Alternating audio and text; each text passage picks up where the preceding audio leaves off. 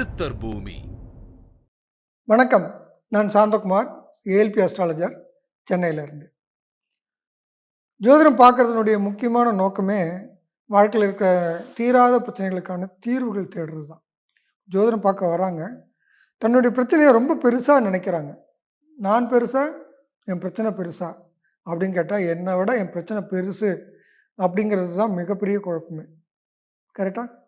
இப்போ என்னை விட என் பிரச்சனை பெருசாக இருக்குது, அதை என்னால் கையாள முடியல அப்படிங்கிற நிலை வரும்போது தான் நம்ம நிலை தடுமாறி போகிறோம். அது தோணுது, அப்படி நமக்கு ஒரு பார்வை. ஆனால் அந்த பிரச்சனை என்ன, எதனால் இது நடக்குது அப்படிங்கிறத அது புரிஞ்சுக்கும்போது அந்த பிரச்சனை சின்னதாகி நான் பெருசாகிறேன். என்னை விட என் பிரச்சனை பெருசுன்னு தெரிஞ்சால் தான் அந்த பிரச்சனையை ஏறி மிதிக்க முடியும். அந்த பிரச்சனை எவ்வளோ உயரமோ அவ்வளோ உயரத்துக்கு நான் வளர முடியும். அப்போது ஒவ்வொரு பிரச்சனையும் தடைக்கல் இல்லை, படிக்கல். தடைக்கல்லாக்கிறதும் படிக்கல்லாக்கிறதும் நம்ம கையில் தான் இருக்குது. கரெக்டாக? இதை ஒரு உதாரணம் சொல்லி சொன்னால் நல்லாயிருக்கும்னு நினைக்கிறேன். பிரச்சனைகளை பற்றி அதிகமாக சிந்திக்கிறவங்க இதை கொஞ்சம் நல்லா கவனிங்க. கவர்னர் கனக சுப்புரத்னம்னு ஒருத்தர் இருந்தார். அவருடைய ஸ்பீச்சில் தான் நான் இதை கேட்டேன். அதை அப்படியே அவருடைய வார்த்தைகளாகவே உங்களுக்கு சொன்னால் நல்லாயிருக்கும்.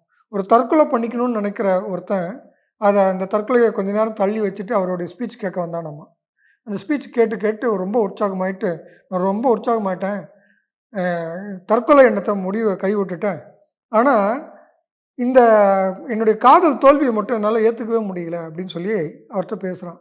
அப்போது அவர் என்ன பண்ணுறாரு, ஒரு ஆடியோ ஒன்று கொடுத்து, இந்த ஆடியோ கேட்டுட்டு வா, அதுக்கப்புறம் உனக்கு நான் அறிவுரை சொல்கிறேன் அப்படின்னு சொல்கிறார்.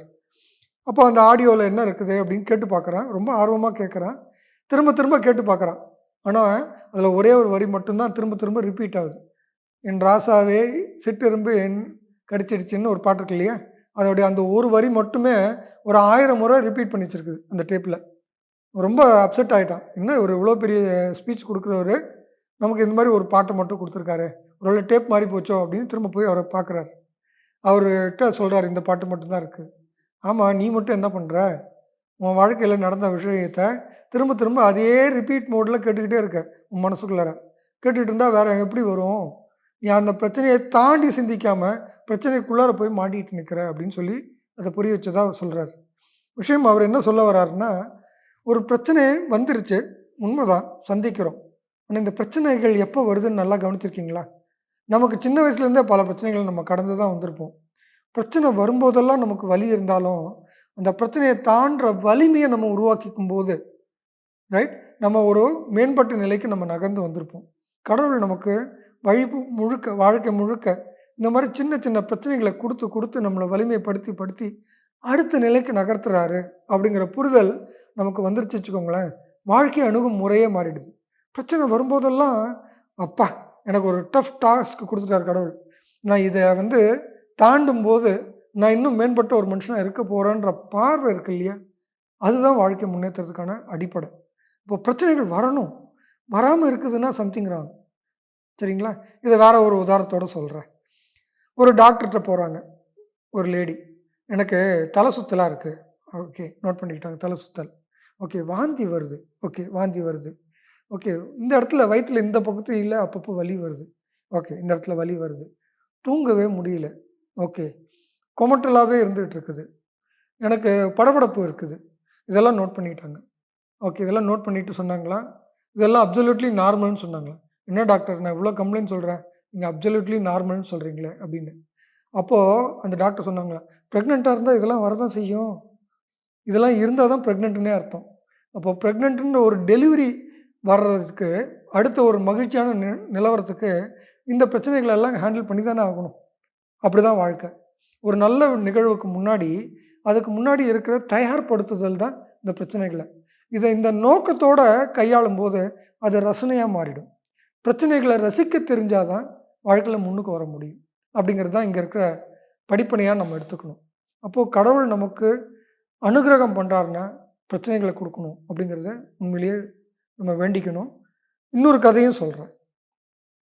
கிருஷ்ணர் எல்லா பாரத போரெல்லாம் முடிஞ்சு கிளம்புறாரு, தன்னுடைய ஊருக்கு திரும்பி போகிறாரு. போகிறதுக்கு முன்னாடி அவங்களுக்கும் என்ன வரணும்னு கேட்டுக்கிட்டே வர்றார். அப்போது குந்தி தேவி கிட்ட கேட்குறார், அத்தை, நீங்கள் நான் வாழ்க்கை ஃபுல்லாக கஷ்டங்களே பார்த்துருக்கீங்க, உங்களுக்கு என்ன வரம் வேணும் அப்படின்னு கேட்குறாங்க. கிருஷ்ணா எனக்கு இன்னும் நிறைய கஷ்டம் கொடு அப்படின்னு கேட்குறாங்க.